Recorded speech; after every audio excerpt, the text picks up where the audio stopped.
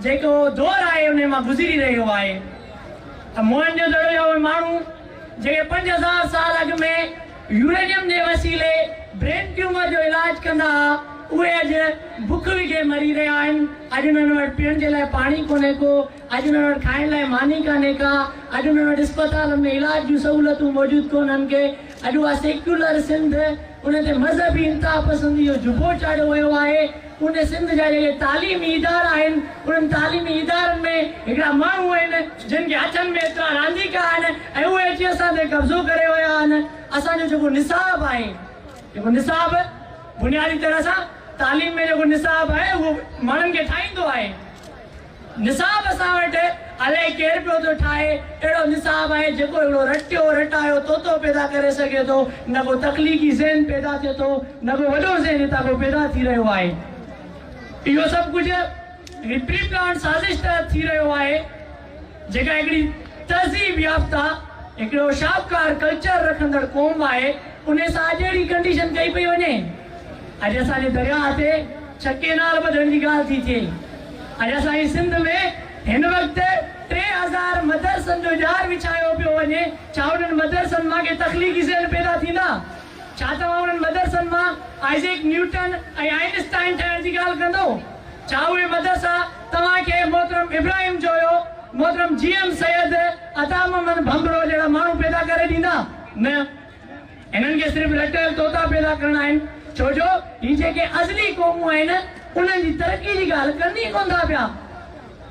ही चवनि था जेका असां हिकिड़ी क़ौम ठाही 70 साल पहिरियां, क़ौमी तारीख़ ॾिसो 70 साल, छा 70 साल में बि कहिड़ो क़ौमूं ठहंदियूं आहिनि? चाचो हफ़ीज़ कुरैशी हिकिड़ी कमाल जी ॻाल्हि कंदो, the nations are created by God not by resolution of Lahore.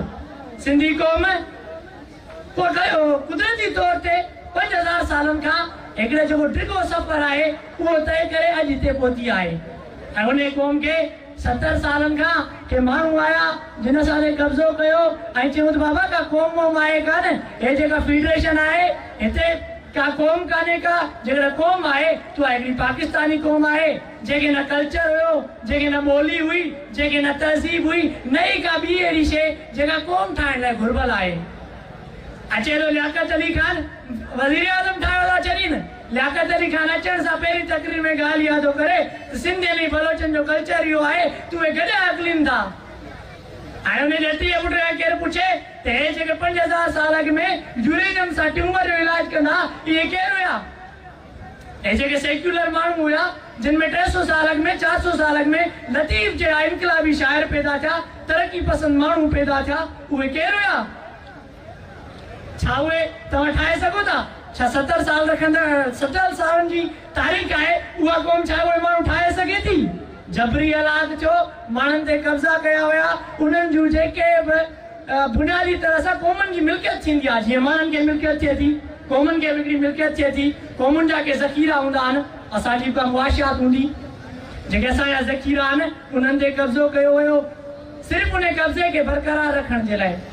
अॼु ताईं जिन क़ौमनि ते कब्ज़ा थिया आहिनि उन कब्ज़े खे बरक़रार रखण जे लाइ साम्राज उन्हनि जी क़ौमी तशख़ुस सां हथ चुरान कई, उन्हनि जी तहज़ीब खे मिसारियो, उन्हनि जी ॿोली सां हथ चुरान कई वई। यानी सिर्फ़ु इन करे त असां पंहिंजो कब्ज़ो जेको आहे सो डिघे टाइम ताईं बरक़रार रखी सघूं। अरब सॻोरो अचे थो 712 में 660 खां वठी करे अरब सॻोरो असां ते हमला करणु शुरू थो करे सिंध ते। 712 में अची जॾहिं असां ते कब्ज़ो थो करे तूं जवाब इहो थो ॼाणाए त बाबा मूं वटि इस्लाम आहे, अञा वटि इस्लाम आहे त पोइ हिकिड़ी क़ौम ते कब्ज़ो करण जी ज़रूरत कहिड़ी आहे? चवंदा असां वटि जवाब इहो आहे जो असां वटि इस्लाम आहे, असां वटि मज़हब आहे।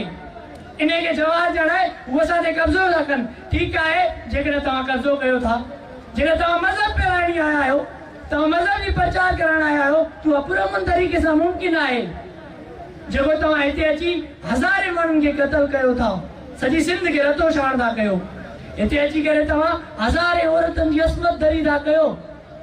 उहा अस्मत दरी कहिड़ो मज़हब इजाज़त थो ॾिए? अस्मत दरी करण जी कहिड़ो मज़हब इजाज़त थो ॾिए जेको आहे सो माण्हुनि जे रत वहाइण जी? ऐं चओ था त असां मज़हब इन करे आहियूं छो जो असां वटि मज़हब आहे। असां अॻु में 5000 सालनि खां वठी करे सेक्युलर हुआसीं, असां हिकिड़ा ॾाढा महान माण्हू पैदा कंदा रहियासीं। असां दुनिया के जेको आहे इंडस्ट्री जो जेको बुनियाद आहे वो बुनियादी तरह सां सिंध खां पियो आहे। असां दुनिया के फीथो ॾेई सघूं था फिरण जे लाइ। 5000 साल अॻु में जॾहिं दुनिया कुलनि ते बार ढोईंदी हुई, सिंध उन्हनि खे फीथो ठाहे ॾिनो त बाबा हिन ते तव्हां बार खणो ऐं तरक़ी कयो। जॾहिं दुनिया जूं समूरियूं जेके तहज़ीबूं आहिनि उहे बाबड़ा पाईंदियूं हुयूं, तॾहिं असांजी सिंधी तहज़ीब टोपी ऐं अजरक पाईंदी हुई।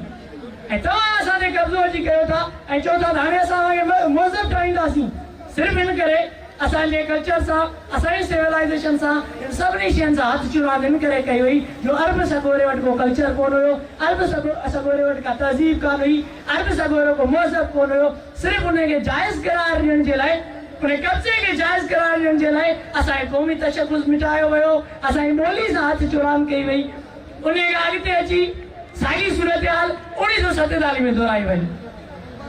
1947 में अची अलाए किथां खां माण्हू आया, असां ते कब्ज़ा कयूं, असांजी हर शइ खे यरगमाल बणायूं, असांजो इल्मु यरगमाल थियो, असांजो फ़िक्र यरगमाल थियो, असांजे शहीदनि जूं जेके ॾिनल क़ुर्बानियूं हुयूं उहे सभु जूं सभु अची करे पाकिस्तान ठाहे ऐं चवनि था त बाबा शहीद सूर्या बादशाह जेको सो पाकिस्तान लाइ जिदोजहद पियो करे। अहिड़ो ज़ुल्म चवंदा शहीद सूर्या बादशाह पाकिस्तान लाइ जिदोजहद पियो करे। वो जेको चए थो वतन या कफन आज़ादी या मौत, छा सूर्या बादशाह वटि वतन पाकिस्तान हुयो छा? न, उन वतन जी जेका ॻाल्हि हुई, वतन या कफन आज़ादी या मौत जो जेको नारो हुयो उहो बुनियादी तरह सां सिंध जे लाइ हुयो। ऐं तव्हां अची चओ था त हुन जेका ॻाल्हि कई उहा पाकिस्तान ठाहिण जी ॻाल्हि कई। उन खां पोइ जेके असां सां तव्हां ज़ुल्म कया, छा असांजी कुर्बानियूं इन जे करे हुयूं? ये दाग दाग उजाला, ये शब गजीदा सहर, वो इंतजार था जिसका ये वो सहर तो नहीं। शहीद सूर्या बादशाह जी कुर्बानी इन करे न हुई जो अॼु असांजे दरिया ते धाड़ो हयो वञे, अॼु असांजे तालीमी इदारनि ते कब्ज़ा कया वञनि ऐं सेक्युलर सिंध खे मज़हबी इंतिहा पसंदी जी चादर चाढ़े उनजो मुआशी इस्तेसाल कयो वञे। इन सॼी सूरत हाल में असां शागिर्दनि खां हिकिड़ी तवक़ो रखूं था, असां शागिर्दनि मां हिकिड़ी उमेद रखूं था त तव्हां इन बुनियादी मसइलनि ते स्टैंड वठंदो। दुनिया जी हर तहरीक में, हर इनकलाबी तहरीक में शागिर्द जो नुमाया किरदारु रहियो आहे। छा असां हिते अचूं था सिर्फ़ु ई सिर्फ़ु हिननि जो फ़रसूदा निसाब पढ़ण था अचूं? छा सिर्फ़ु रटियो रटायो तोतो थियण था अचूं? न, असां हिन तालीमी इदारनि में अचूं था, असां हिकिड़ा वॾा ज़हन थियण अचूं था। सिंध शागिर्द सभा तव्हां दोस्तनि मां, सिंध यूनिवर्सिटी जे दोस्तनि मां ऐं सॼी सिंध जे शागिर्दनि मां इहा तवक़ो थी रखे त असांखे तालीमी इदारनि मां तारीख़ नवे शख़्सियतूं खपनि, असांखे तालीमी इदारनि मां फ़लसफ़ी खपनि, असांखे तालीमी इदारनि मां साइकोलॉजी जा माहिर खपनि, असांखे तालीमी इदारनि मां तारीख़ ठाहींदड़ शख़्सियतूं खपनि जहिड़ियूं शख़्सियतूं माज़ी में पैदा थियूं। असांखे तालीमी इदारनि मां मोहम्मद इब्राहिम जोयो खपे, असांखे तालीमी इदारनि मां जीएल सैयद जहिड़ा वॾा ज़हन खपनि, असांखे तालीमी इदारनि मां अताउमन भबरो जहिड़ियूं शख़्सियतूं खपनि, असांखे तालीमी इदारनि मां शहीद आसिफ पवर, शहीद अफ़ज़ल पवर जहिड़ा अर्धा पुट था खपनि। हिकिड़ी रटी रटाई डिग्री असांखे असांजा हक़ नथी ॾेई सघे। जॾहिं तव्हां ॾिसो था हिते हिकिड़ियूं सॼे जूं पार्टियूं जेके आहिनि, पार्लियामानी धुरियूं जेके इनसे मुंतकिब थी अचनि थियूं, उहे मुंतकिब थी वञनि थियूं पार्लियामेंट में, उहे पंहिंजा दरिया नथियूं बचाए सघनि, उहे पंहिंजूं सकाफ़त नथियूं बचाए सघनि। तॾहिं तव्हां सोचो था तव्हांजी डिग्री, तव्हांजी क़ौमी तशख़ुस ही जेका तव्हां ते चादर चाढ़ी पई वञे मज़हबी इंतिहा पसंदी, छा हिननि जे ख़िलाफ़ तव्हांजी डिग्री तव्हांखे कम ईंदी? असांखे तव्हां मां स्ट्रगल जी तवक़ो आहे। असां चऊं था तव्हां हिकिड़ा वॾा ज़हन हुजो, नंढड़ा ज़हन न। असांखे तव्हां मां इहा उमेद कान्हे का त तव्हां हिते अची टिकटॉक ठाहियो, हिते अची तव्हां स्ट्रीकूं ठाहियो तालीमी इदारनि में। न, तालीमी इदारनि मां तवक़ो तारीख़ ठाहिण जी रखी सघिजे थी। तालीमी इदारा बुनियादी तरह सां यूनिवर्सिटियूं जेके सॼी दुनिया में तालीमी इदारनि खे को मान जो मर्तबो हासिलु आहे, उहो सिर्फ़ु इन करे छो जो तालीमी इदारनि मां सॼी दुनिया अंदरि शऊर मुंतक़िल थींदो आहे। जेका समाज जी रचना थिए थी, जेको समाज ठहे थो, जेको बहितर समाज, मुहज़ब समाज ॾियनि था, माण्हू वधनि था, उहे तालीमी इदारनि खां वधनि था। असांखे तमामु उमेद आहे जेका लतीफ़ ॻाल्हि थो करे, खारे खेड़ाऊं मथे मोटिया, सौदो कनि न सोन जो वॾा विहाऊं, मोती जे मेराण जा तिन जा तमारू, सामुंडी साहू लंका लूटे आया। असांखे तव्हां मां इहा उमेद आहे, लंका लूटण सिर्फ़ु इहो न आहे त पैसो गॾु करणु, लंका लूटण इहो न आहे त पिराडो गाॾी हुजे असां उन में घुमूं ऐं चारि माण्हू असांजी इज़त कनि। न, लंका लूटण जो मक़सदु इहो आहे असांखे हितां अहिड़ियूं शख़्सियतूं घुरिजनि जेके सिंध जे आईंदे लाइ सोचनि, असांखे अहिड़ियूं शख़्सियतूं घुरिजनि जेके तारीख़ ठाहिनि, असांखे अहिड़ी शख़्सियतूं घुरिजनि जेके अॼु जेके असांजे दरिया ते धाड़ा पिया लॻनि उन्हनि जे ख़िलाफ़ स्टैंड वठनि। असांखे अहिड़ियूं शख़्सियतूं घुरिजनि जेके इनकलाब बर्पा करे छॾीनि। ऐं सिंधी क़ौम में अहिड़ियूं शख़्सियतूं पैदा थियूं आहिनि। अॼु तोड़े जो असां हिकिड़े वक़्त जे दौर जे संगीन हालतुनि मां गुज़री रहिया आहियूं, पर तंहिं हूंदे बि असां पंहिंजे नौजवाननि मां का बि उमेद न आहे हारी। असां सां अहिड़ा ज़ुल्म कया था वञनि। अॼु जेकॾहिं आदमशुमारी ॾिसो सिंधी उन में पहुती आहिनि। जेकॾहिं ॿोली जी शुमार थिए थो त सिंधियुनि जी जेका ॿोली आहे उहा ॾींहुं ॾींहुं पहुते पई वञे। अहिड़ा ज़ुल्म कया था वञनि। असांजो शाहनवाज़ कुंवर जहिड़ो सभा जहिड़ो डॉक्टर खणी ऐं जेके मज़हब इंतिहा पसंदि माण्हू आहिनि, जेके दीन इस्लाम मज़हब मारियो पकड़ियो चवंदा था वतन, उहे माण्हू असांजे माण्हुनि खे क़तल पिया था कनि, सभा जहिड़नि माण्हुनि खे।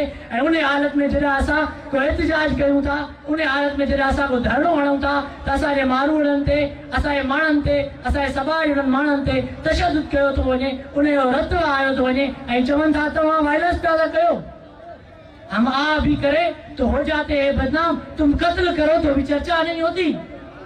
अहिड़ो ज़ुल्म जेके असांजा माण्हू रोड ते निकिरनि था वायलेंस सां। सिंध जो शागिर्द यूनियन जी बहाली जी ॻाल्हि करे थो, यूनियन खे इन करे बैन कयो थो वञे जो यूनियन वायलेंस थी करे। कहिड़े क़िस्म जी वायलेंस आहे जेका यूनियन कई आहे? का बि वायलेंस न हुई। यूनियन जेकॾहिं हुई त उन हिते सिंध जे हक़नि जी ॻाल्हि कई हुई। बुनियादी तरह सां सिंध शागिर्द सभा तव्हां दोस्तनि मां इहा तवक़ो थी रखे त तव्हां दोस्त नज़रियुनि सां, इल्म सां, फ़िक्र सां सरशार थी करे असांजा हथ मज़बूत कंदो। असांजा हथ मज़बूत करे पंहिंजे कल्चर लाइ, पंहिंजी ॿोली लाइ, पंहिंजी तहज़ीब लाइ हिकिड़ी अणखुट जिदोजहद कंदो। असांजी वेड़ तमामु वॾी आहे ऐं मायूसी जी हुन में ॻाल्हि कान्हे का। लतीफ़ चए थो नाउमीदी आज को ओछण आदेशनि, कॾहिं ताज़ी पुट ते कॾहिं हेठि हलनि, सामीड़ा समूंड में तुंबले कीअं तरनि, जे वागूं वात वञनि त कुछनि की न की। असांखे तव्हां सभिनी दोस्तनि मां इहा उमेद आहे तव्हां लतीफ़ जे बेतनि ते अमल पैदा थींदो ऐं सिंध खे बचाईंदो। ऐं आख़िरी सिटूं चई पंहिंजी जाइ वठंदुसि, उहो शायदि कुझु दुरियुनि जे लाइ चिताव बि थी सघे थो जेके असांखे शुरू खां वठी करे ख़ौफ़ज़दा रहिया आहिनि। अभी ये बगावत की शुरुआत समझो, इसमें छुपी है तुम्हारी मात समझो। अभी ये बगावत की शुरुआत समझो, वो ढाका वरस्ती जरा याद कर लो, वो ढाका वरस्ती जरा याद कर लो, या उससे बढ़कर खतरात समझो। अब मौजूद GSM जिया लतीफ़।